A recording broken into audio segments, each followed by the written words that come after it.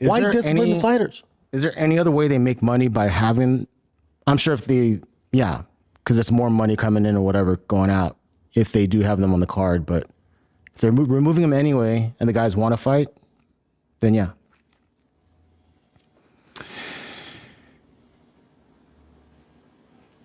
And then, I posted on my Twitter and people were like, well, if he's injured, it is fucked up to fight. I'm like, oh, buddy, you don't know the sport. Yeah. Any fighter you watch is not 100%. Yeah. They're never 100%. And they go, well, how hard is it to hide injuries from the commission? Again, it's such a casual answer. All good, I'll answer it. All good, I get it, dude. Michael Bisping passed commission with one eye, and they thought he could see 20/20. When I fought Andrei Arlovsky, 2 days before I get on the fucking flight to fight him in Vancouver, this moron that I'm training with headbutts me and causes 9 stitches in my left eye. 9 stitches. Horrible gash in my eye. Headbutt me when we were wrestling. 2 days before the fight. I went to my girlfriend at the time, my wife now, Joanna. I went, do you have some makeup? We grabbed super glue. I super glued my fucking eye and then put makeup. It was a horrendous job. It looked, clearly I had a huge cut over my left eye. Huge cut. Commissioner was like, you good? I'm like, yeah, I'm good. Okay. It's an IQ test. It's so easy. So easy. Did they let you wear like ball caps during the tests? Yeah, I wear cap. They didn't say shit. So I mean, it's a little bit more of a cover. Like it's like if you have a torn muscle, like they have no clue, dude. No clue. Yeah. It's so easy to get around that. And here's the thing. Guys win all the time injured. When Conor McGregor fought Chad Mendes on short notice, and you were like, oh, he keeps getting taken down. He had like a torn meniscus, dude. Fighters fight injured. It's just what we do. It's part of the game. Yeah. The battle is who's less injured by the time they get to fight night, not who's completely injury-free. Everyone's fucked up. If you had a good enough training camp, everyone's compromised. Nobody's 100% come Saturday night. Nobody. All of them have some sort of nagging issue, something happened in training camp if you're doing it properly. It's just the way it goes. Yeah. Let's see. Yeah, Nick brought this up, right? How the cage is moving forward as far as like for Paramount, instead of having a ton of sponsors all over the cage, they're going to take them out. Or at least for the White House event? Is it because White House is like, yo, we're paying for it? Well, really, all of us, the taxpayers, are paying for it.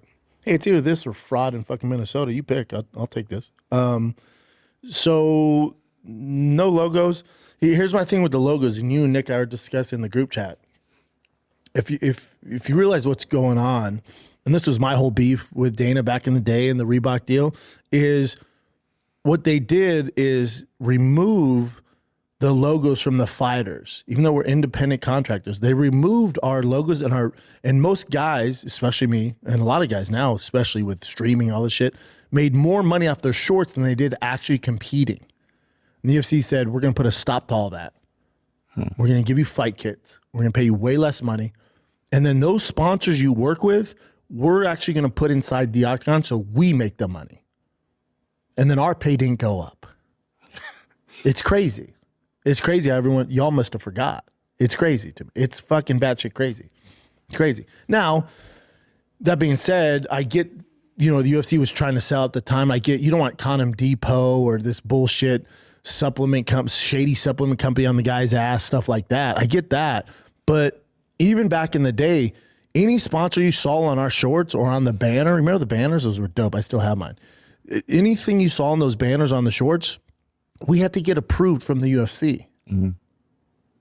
Oh, I could tell you some shady stories about that. Oh, you go get them approved. They're like, we don't approve this one. Next thing you know, they have an overall deal with that brand. That shit used to happen. It's crazy. By the way, did those sponsors actually, because I'm sure you were way closer to talking to the sponsors one-on-one as far as how well the exposure does for them. So those banners that you guys put on the cage just for a little bit and then you roll them up and then take them out. Did the sponsors say that, you made us a ton of money for this and that? They never told us. I think it was just association, but also they use our name and likeness. So it's not even really about like, oh, the 30 seconds when they're announcing your name, we saw insert whatever brand Echo. I was with Echo forever.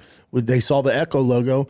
No, their benefit is they're paying me a certain amount because they use my name and likeness on all the promotion material, to their new jackets, jeans. I do photo shoots for them. So they're getting me to use for all the stuff, which boosts their sales. Oh, So that's the benefit, not just the one time in the octagon. It helps that their logo's on there just to bring awareness, but I don't know if that's equaling sales. Sales come from username and likeness, especially now with social media.